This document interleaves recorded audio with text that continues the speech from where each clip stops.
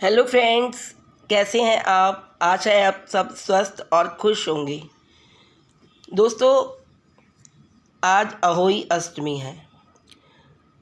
जैसे कार्तिक का महीना आता है या अश्विन का महीना आता है तो समझो कि त्योहारों की झड़ी सी लग जाती है। हर दिन त्यौहार होता है। तो अभी हमने करवा चौथ का त्यौहार मनाया बहुत धूमधाम से।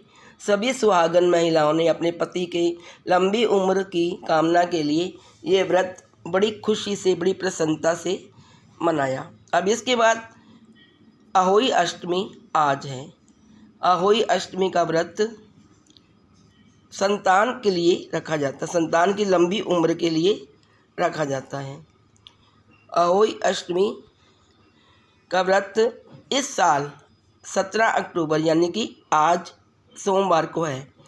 यह व्रत हमेशा कुछ लोग कैलेंडर लगा के पूजा करते हैं, कुछ लोग अहोई का चित्र बनवाते हैं दीवार पर, और अहोई माता के साथ साथ शाही माता का भी चित्र बनवाते हैं।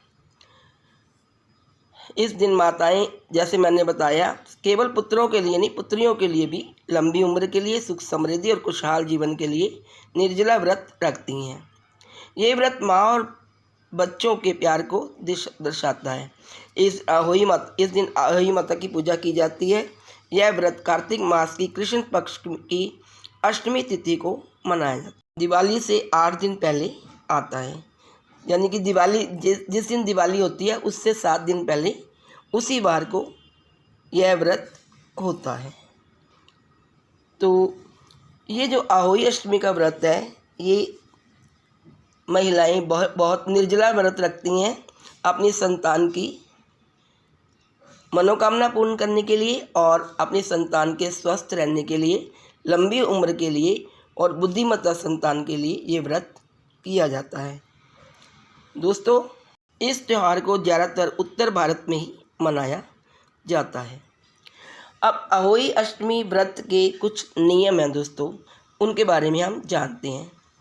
अहोई की पूजा प्रदोष काल में ही की जाती है। इस दिन सभी माताएं सूर्योदय से पहले जागती हैं।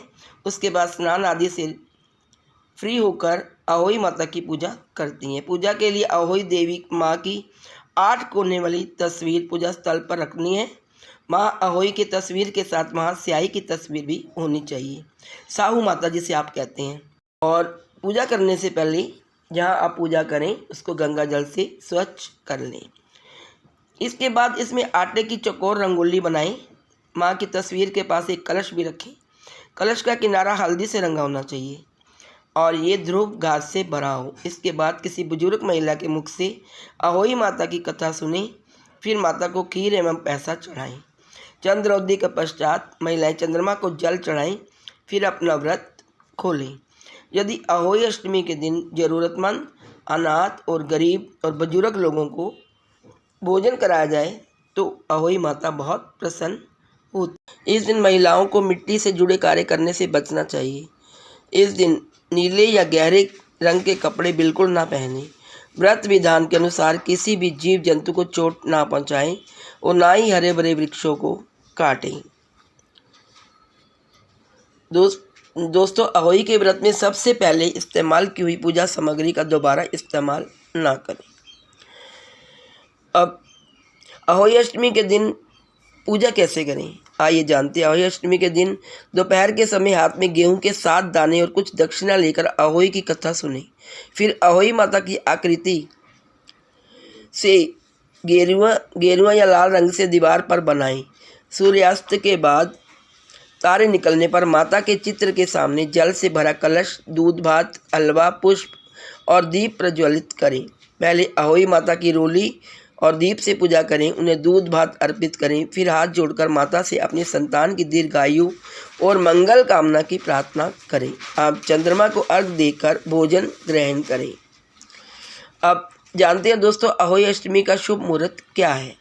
अहोई अष्टमी पर आज सुबह 11:43 से लेकर दोपहर 12:29 तक अभिजीत मुहूर्त रहेगा। इसके बाद शाम 5:50 से लेकर 7:05 तक विजय मुहूर्त रहेगा। पूजा करने या कथा सुनने के बाद ये दोनों ही मुहूर्त सर्वश्रेष्ठ हैं। अब जानते हैं अहोई पर तारे निकलने का समय क्या है। इस साल अहोई अष्टमी सोमवार 17 अक्टूबर को सुबह 9:29 से लेकर मंगलवार 18 अक्टूबर को सुबह 11:57 तक रहेगी। अहोई अष्टमी पर तारे देखकर अर्घ देने का विधान है, तभी ये व्रत संपन्न माना जाता है। ज्योतिषियों का कहना है कि अहोई अष्टमी पर आज शाम 6:13 पर तारे उदय होंगे। दोस्तों, अब जानते हैं अहोई अष्टमी की व्रत कथा। एक समय की बात है, किसी गांव में एक साहूकार रहता था। उसके 7 बेटे थे। दीपावली से पहले साहूकार की पत्नी घर की पुताई करने के लिए मिट्टी लेने खदान गई।